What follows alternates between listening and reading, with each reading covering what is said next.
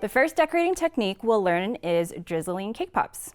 So I have here round cake pops that have already been dipped and they're dry and set. We'll make a piping bag using a Ziploc bag. The easiest way to fill each bag is to place a drinking glass in front of you. And we'll open our Ziploc bag.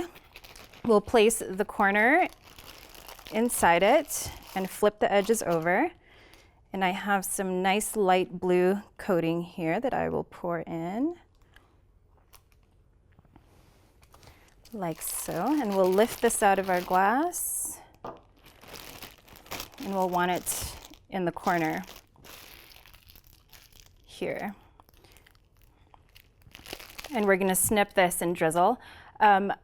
Piping is used a lot in cake pop making. It's an essential skill you'll need to learn, and each time you make swirls or add details, you'll slowly begin to master this skill. It's a very important part of cake pop making.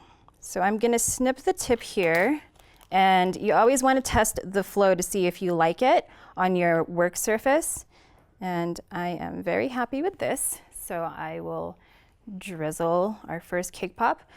And it's not like writing with a pen. It'd be a lot easier if we could touch and make contact with the surface of the cake pop, but your tip has to be slightly elevated to get a smoother line. And remember, everything is about temperature. If the bag feels too hot or too warm in your hand, warmer than your body heat, let the coating rest at room temperature for a little bit, for just a minute or so.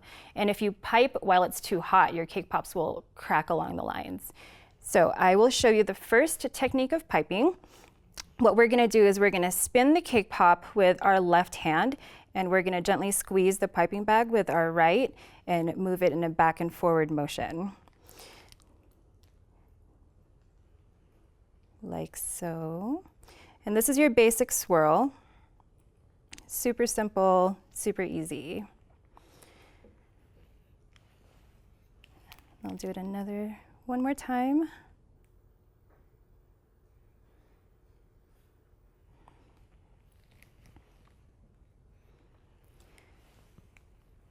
A variation of the drizzle is a more tight and controlled swirl, a spiral,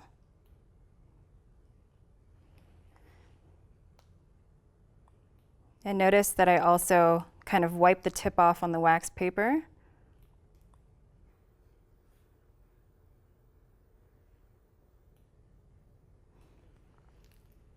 So this is a bit, a random sort of drizzle too, but it's a completely different look than the horizontal lines.